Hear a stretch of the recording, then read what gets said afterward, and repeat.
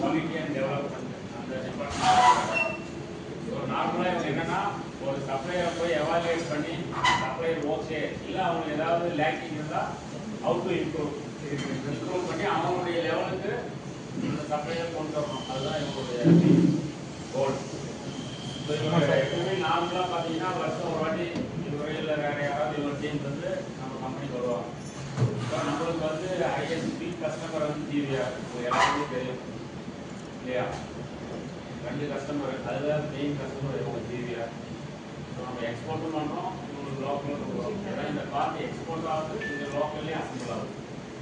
So அதனால் இன்றைக்கி அவர் என்னென்னா அவங்களுடைய ப்ராடக்டை பற்றி கொஞ்சம் ஒரு அவங்களுடைய கிரிட்டிக்கல் என்ன, அது எங்கே யூஸ் ஆகுது, சப்போஸ் நம்ம பார்ட்டில் ஏதாவது டிஃபெக்ட் இருந்தால் என்ன அஃபெக்ட் ஆகும் அங்கே அப்படின்றத பற்றி அவர் கொஞ்சம் டீட்டெயிலாக எக்ஸ்பிளைன் பண்ணால் அட்லீஸ்ட் உங்களுக்கு கொஞ்சம் அவேர்னஸ் இருக்கும் அப்படின்றதுக்காக அந்த ப்ராடக்ட்டில் யார் யாரெல்லாம் ரிலேட்டடோ அவங்களுக்கு சொல்கிறதுக்காக ஒரு 1 hour ஒரு செஷன் மாதிரி இது பண்ணியிருக்காரு.